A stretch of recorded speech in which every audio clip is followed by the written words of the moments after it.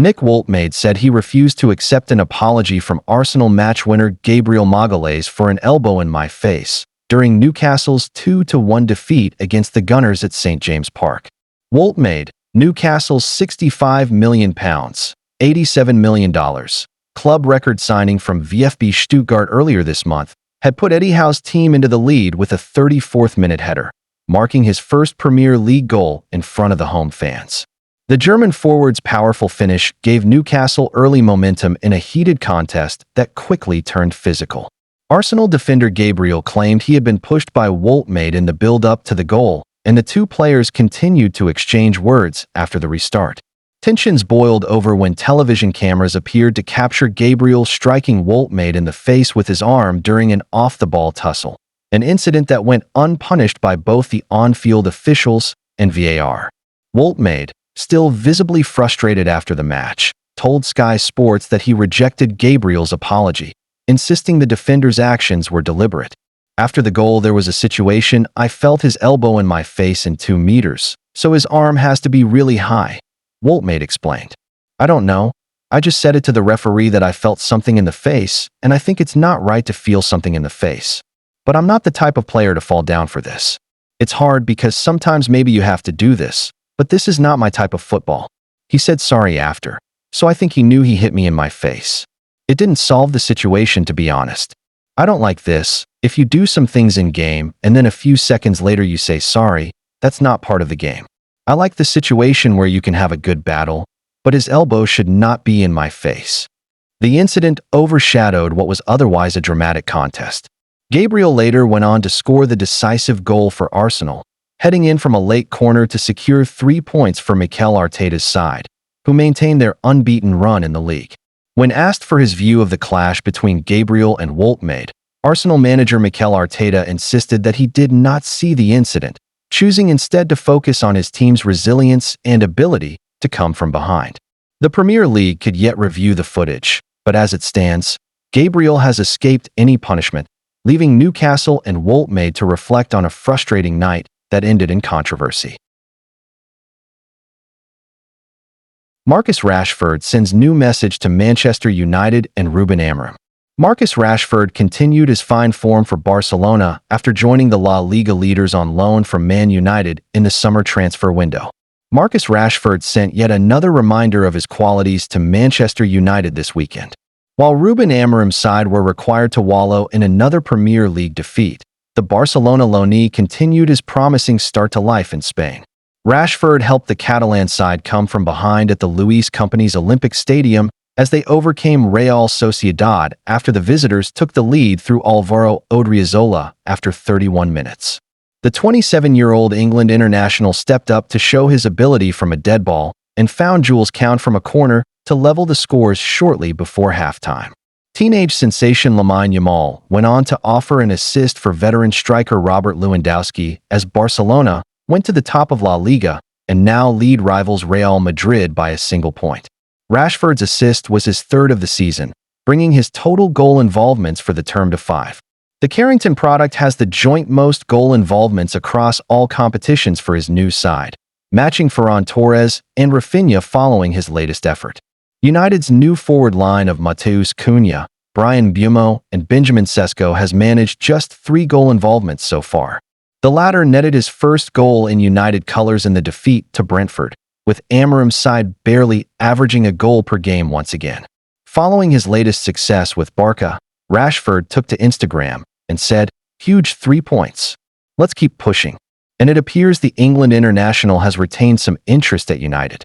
Fellow Bomb Squad member Tyrell Malacia liked the post, as did forward Joshua Zirkzee.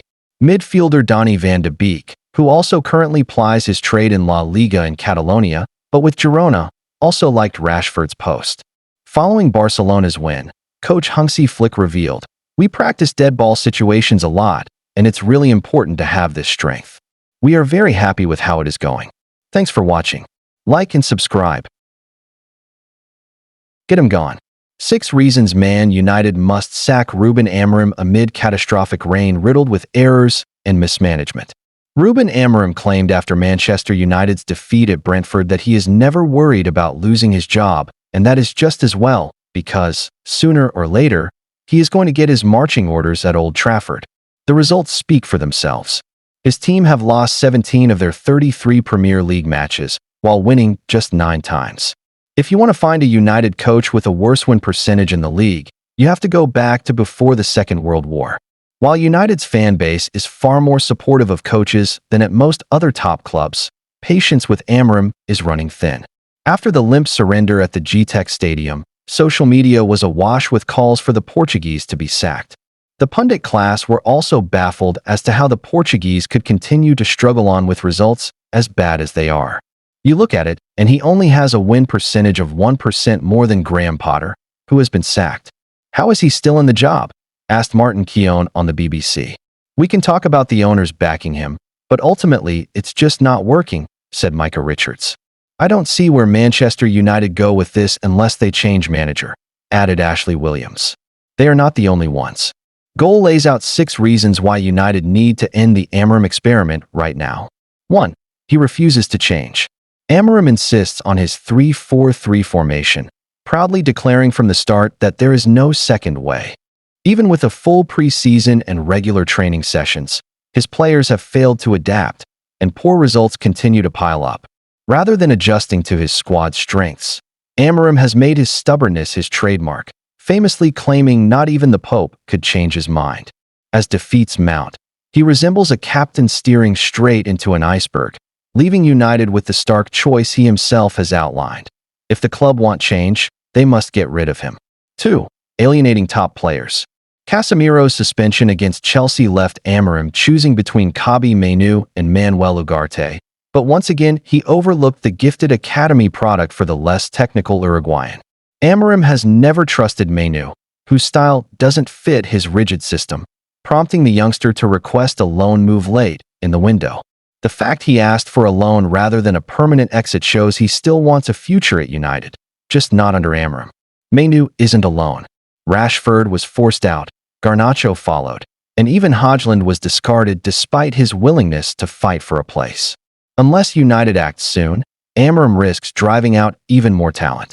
3. No momentum. Ahead of the Brentford game, Amorim stressed all week that United needed to build momentum after beating Chelsea, with a chance to secure back-to-back league wins for the first time since May 2024. He admitted it was the main theme in training. We need the sense of urgency to win, no matter what. Yet the message failed to land. United's inability to string together consecutive victories in over a year highlights their deeper problems. Without momentum, there is little chance of climbing the table, securing European football, or achieving lasting improvement. 4. Basic mistakes. Amorim insists his system is not the issue, and at times he has a point. Goalkeeper errors from Onana and Bayender, Maguire's mistakes against Brentford and City, or Bruno's missed penalties cannot be pinned on tactics. Still, these costly lapses keep happening under his watch, and he must take responsibility. It's frustrating, Amorim admitted. We worked on these situations during the week, but in games the players are not the same.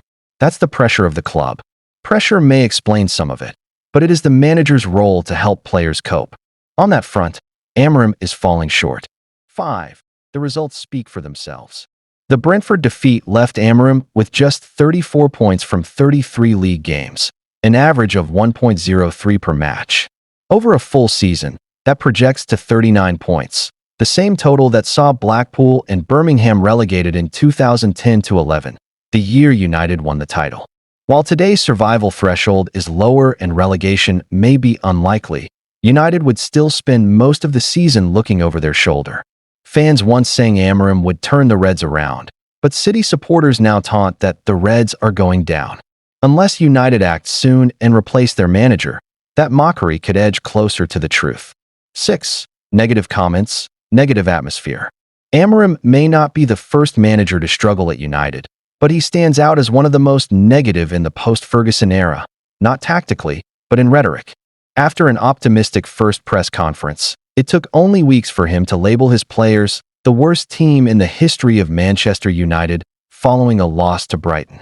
Since then, his criticism has consistently chipped away at morale rather than inspiring improvement. Though his press conferences are engaging, his words have weighed his squad down.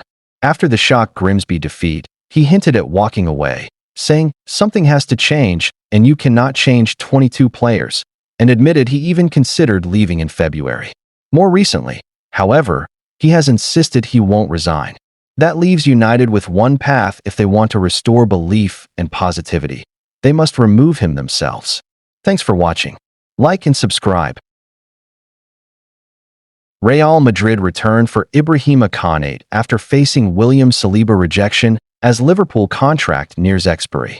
After primary target William Saliba agreed a new long-term deal at Arsenal, Real have reportedly turned their attention back to Ibrahim Konate. The Liverpool defender's contract expires next summer, fitting Madrid's strategy of focusing on free transfers, but there is said to be internal debate at the club over the move. Madrid looks to fix defense. Madrid are monitoring Konate with a view to signing him as a free agent in 2026, according to a report from ESPN.